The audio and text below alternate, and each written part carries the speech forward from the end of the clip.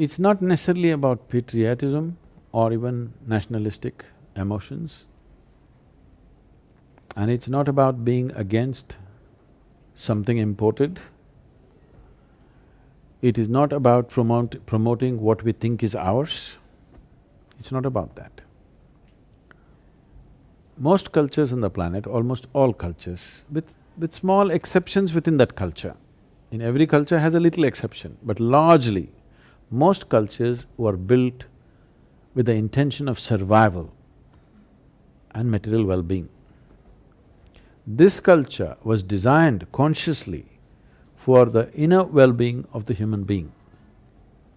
Because here we distinctly understood that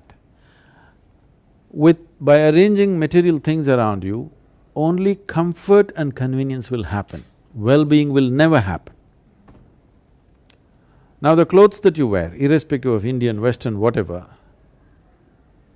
will set you up for a certain outside arrangement, but it will not fix your experience of life. So here we were always interested in how the human being is. We are not so concerned about how the outside arrangement is.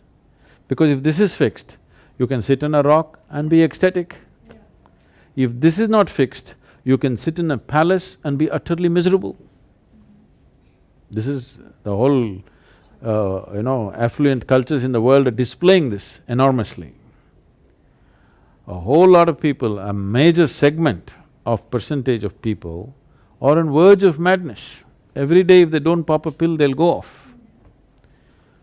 So we don't want to do that. And above all, when it comes to clothing, in terms of textile, no nation, no culture ever, anywhere in the world has produced the variety of textile that India has produced. The aesthetic behind it.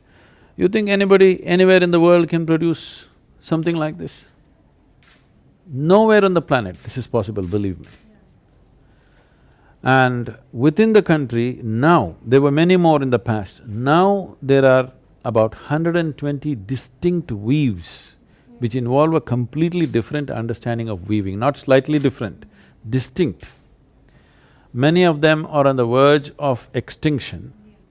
At least 20% of your clothing, wardrobe must be Indian, preferably handmade, organic, because if you're interested in your health and well-being, it's important what sits on your body through the day. It's very important.